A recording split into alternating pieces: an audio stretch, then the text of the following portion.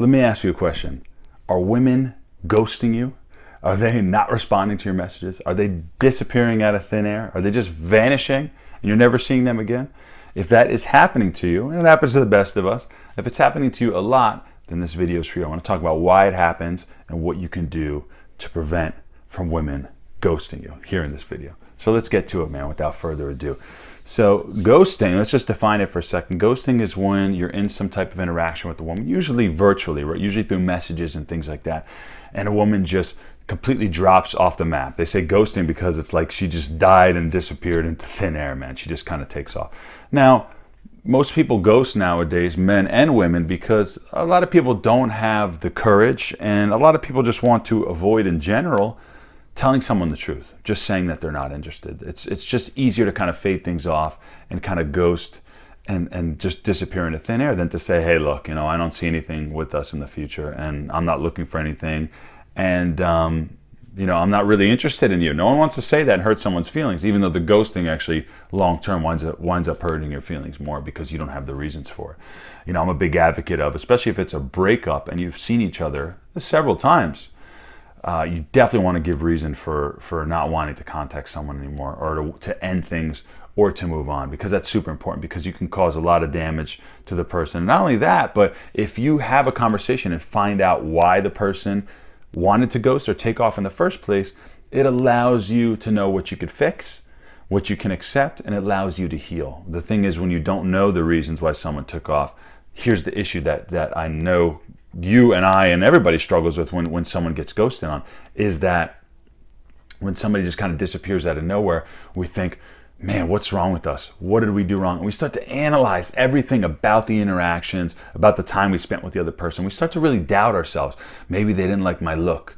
Maybe they didn't like when I brought this topic up. Maybe they didn't like this about me, or that about me, or this or that. And you start to really analyze and survey yourself and really look down on yourself. And it's a terrible thing that happens. So if you have the opportunity, and you are doing, a breakup with someone that you've seen more than once, a few times or longer, make sure that you do have that honest conversation so you can find out what it is and what are the reasons why the person took off. So like I said, you can work on what you can accept what they said, and you can realize that, that's their point of view, and that's just one person's point of view out of, 7.5 or 8 billion people, right, that are on the planet.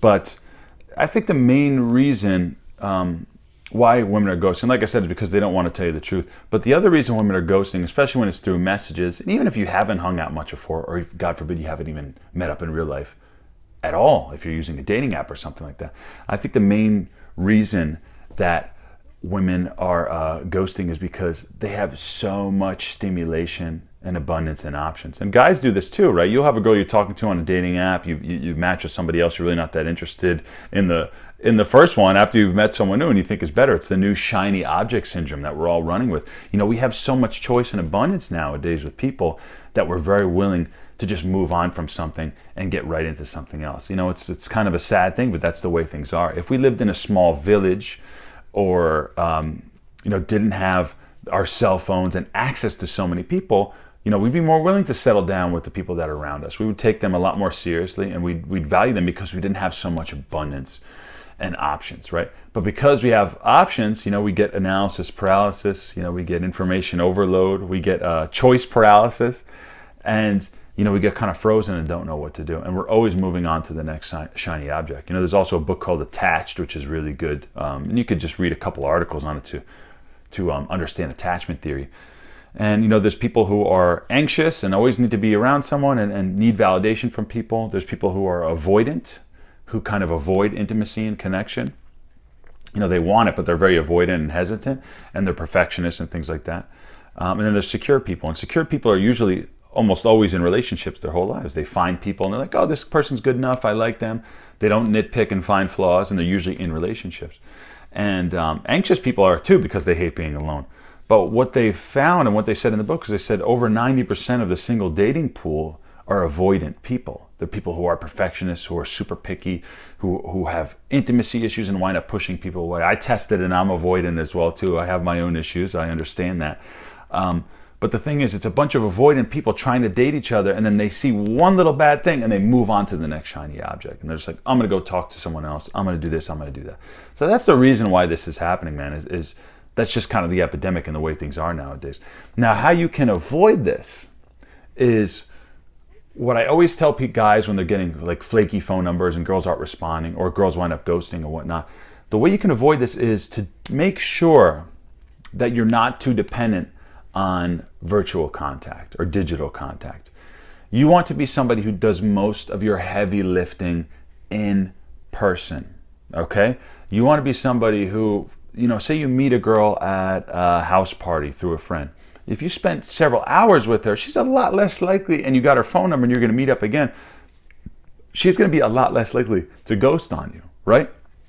Versus a girl who you just match on a dating app, you're trying to get out, and so is every other dude trying to get her out. She doesn't really know who you are besides a few pictures. You're just like every other guy who's in her phone. You're just another one of the guys who are just trying to get her attention. If you're that guy, she's going to wind up ghosting on you. Now, another thing too is if you meet a woman in person, you get her number and you're like, okay, that's good enough. I got her number. I could just move on. And you don't continue the interaction. You don't deepen the interaction. Then you're going to be somebody else who you're just another guy who she met. We didn't talk for very long. Maybe she doesn't even remember you that much. And she's more likely to wind up ghosting you in that situation as well too. So what I found, the best way to avoid flaky phone numbers, the best way to avoid ghosting, and the best way to make sure that women respond and want to meet you is to do as much heavy lifting as possible in person. Now, if you're messaging girls as well from dating apps or other forms of virtual ways of meeting women, or let's say for the circumstances, you could only meet her for a second and get her number really quick because she had to take off or go somewhere else. That being the case, if you are texting a girl, you want to really get to the point. You don't want to get into this big, la-la land of messaging, going back and forth and building this whole digital romance and this alternate reality and getting caught in her phone. You want to be on, you want to be in a girl's messages as little as possible, and you want to be in person as much as possible. So you want to message her, be to the point. What's your schedule like? Let's meet up. You want to get in person, and you don't want to build things up too much actually through messaging and text.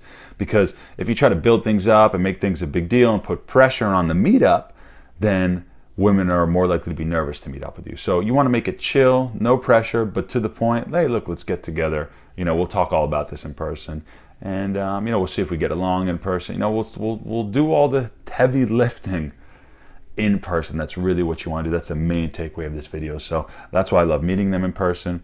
That's why even if I do get numbers and follow up through text message, it's usually very to the point. My buddy told me a message the other day that he sends, which was even more to the point than something I use. I'll usually send her some type of message, go a few back and forth, then make plans. But when he gets her number, he'll hit her up the next day and just say, hey, look, it was fun meeting you, and let's get together again soon. Like, just straight up, let's get together. Let's do this, because he's a busy guy. He has options, and that's how somebody who is busy and has options, the person who a woman would be attracted to, a guy who's on his mission and his purpose. That's what somebody who's in that situation would do. They would be busy, and they wouldn't have time to sit and message them all day long, to reply to all their Instagram stories, to like all their pictures and all that virtual crap. Do your heavy lifting in person. Also understand that, ghosting does happen as well too. Oftentimes it's not because of you, it's because of all the other things that are going on in people's lives, man. So make sure that you are, like I said, doing the work, doing it in person, making a great impression. And that's where the magic happens, man. That's where the best stuff happens. When you look back at a good memory, it's usually going to be the time and the interaction and what you did with the woman. It's not going to be all the messaging and all that stuff you did with her. That's not going to be your most fulfilling thing. So make it your goal to get in person and do all the heavy lifting there. If you have any questions about this, or you're getting ghosted on, you have your own stories or anything you're running into, add it to the comments below. Don't forget to subscribe, and I'll have new videos to you every week.